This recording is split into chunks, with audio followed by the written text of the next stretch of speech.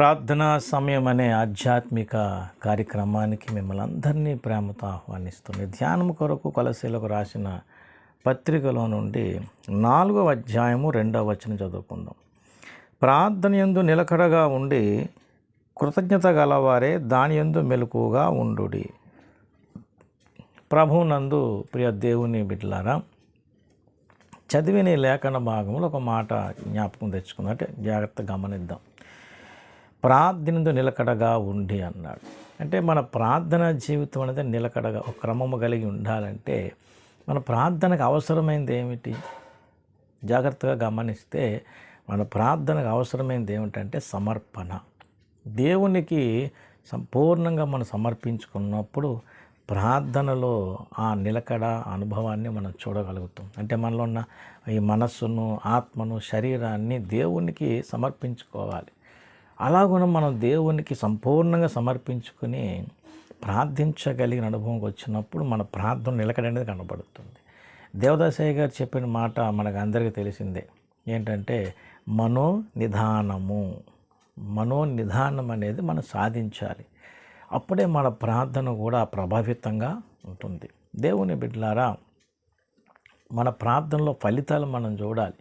మన ప్రార్థనలో ఆ జవాబు మనం పొందాలి. అంటే మన ప్రార్థన ఎలా ఉండాలంటే దేవుడు అంగీకరించే రీతిగా మన ప్రార్థనలో మనము సమర్పణ కలిగి సంపూర్ణంగా దేవునికి మనం సమర్పించుకొని అలాగూ ప్రార్థించాలి.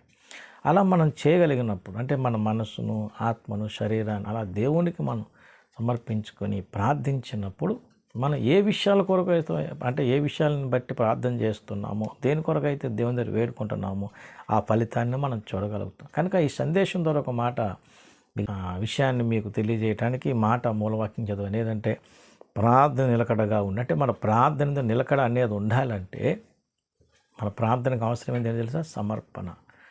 మనం సమర్పించుకోవాలి.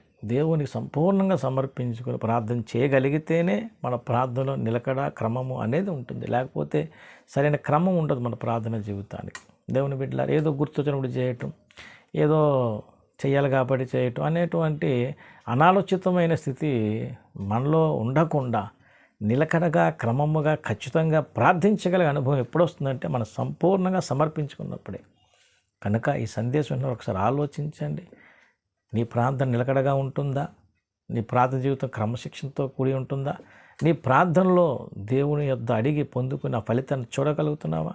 అలా లేదు అంటే ఒక మాట ఈరోజు మనం నేర్చుకోవాలి. ఏంటంటే మనం సంపూర్ణంగా దేవునికి సమర్పించుకొని ప్రార్థన చేయగలిగితే ఫలితాలు చూడగలుగుతాం. కనుక ఈ సందేశం ఆలోచించండి. మన ప్రార్థనకి ఏముండాలి? ప్రార్థనకి ఏం కావాలంటే సమర్పణ.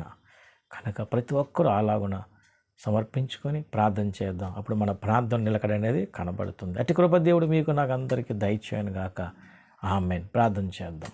పరిశుద్ధమైన మా తండ్రి, ఈ చిన్న సందేశం అందరిలోనూ ఫలించేటట్టుగా దీవించి ఆస్వాదించమని యేసునామమున వేడుచున్నాము తండ్రి. ఆమేన్. అందరికీ వందనములు. దేవుడు మేము దీవించి ఆస్వాదించును గాక. ఆమేన్.